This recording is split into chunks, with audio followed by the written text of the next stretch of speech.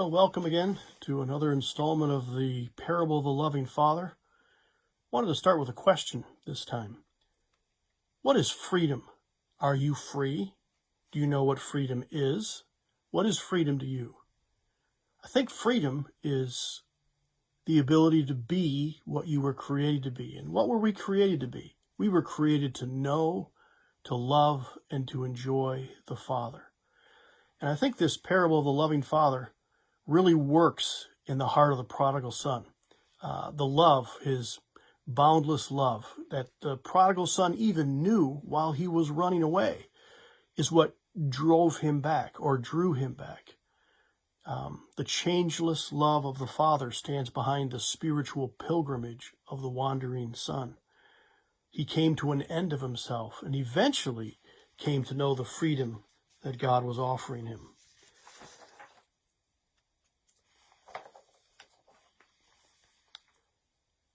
Parable of the wandering son, then. Let's talk about him a bit. Did you know that freedom from God is slavery? That's not what most people think. Having our own way and exerting our own sinful will, that's the problem. That isn't the solution, and that is not the path to freedom or the definition of freedom. Slavery to God is freedom. It sounds like a contradiction, doesn't it? And every step that the prodigal son took away from his father was a step towards bondage and towards slavery. The son was seeking a sham form or a false form of freedom. He was seeking freedom from the father's blessed restraint. You've heard the expression before that you don't know what you have until you lose it. The loving restraints of the Father are the bounds of true freedom. Freedom is not having no restraints, but it is having the proper restraints. I think covenant children need to hear this too, that the restrictions that they are under are loving restrictions. They're boundaries for their protection. I think many covenant children, when they grow up, they say, I want to experience what the world has to offer. I want to see what fits me. I want to see what fits me best. And they think that they're missing out on something, so they have to explore the world. They have to go find themselves, they think. They want to let self and their own nature find its full and free expression. Well, if nature is your guide, destruction will be your end. To find out who you are on the inside, that isn't the solution, that's the problem. Even the prodigal son, he came to an end of himself, but he came to understand himself, and it crushed him. The prodigal son found out who he was when he came to himself. He was a sinner without hope in himself. So sin does not bring freedom, it brings bondage. And Satan, when he's selling his phony goods, he makes a massive profit.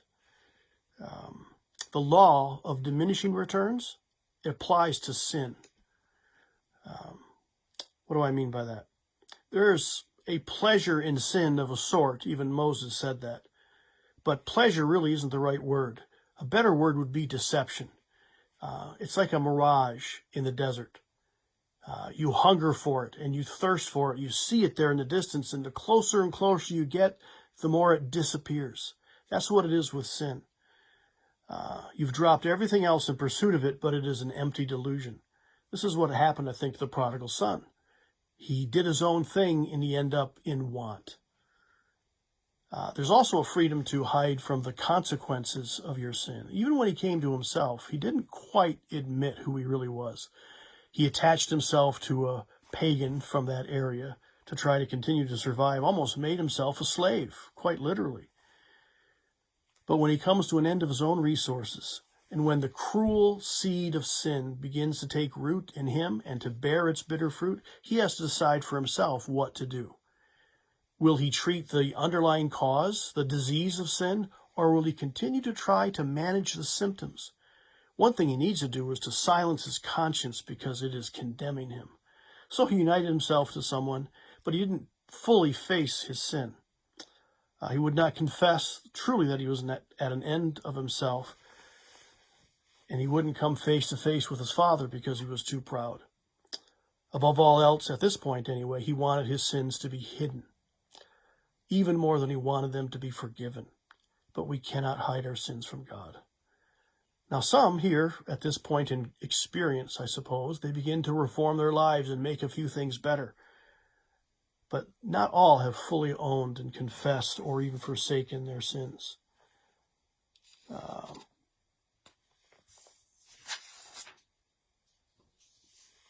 Some, at this point, take to themselves religion or an understanding of life and of their situation that isn't true, but it's very helpful. Something to soothe their conscience and to ease their pain, to enable them to point the finger at somebody else other than themselves. Some people will teach them that, well, sin is an illusion, so just don't worry about it. Or life is without meaning anyway, just don't sweat it. There is no God, so there is no accountability, just don't worry about it. Or you could say you'll not be held accountable to your sin, or it was your parents' fault, or it was your upbringing, or your grandma didn't treat you right. We have all kinds of excuses to point the finger at somebody else. And these are all just lies of the devil, and there's really no rest in them.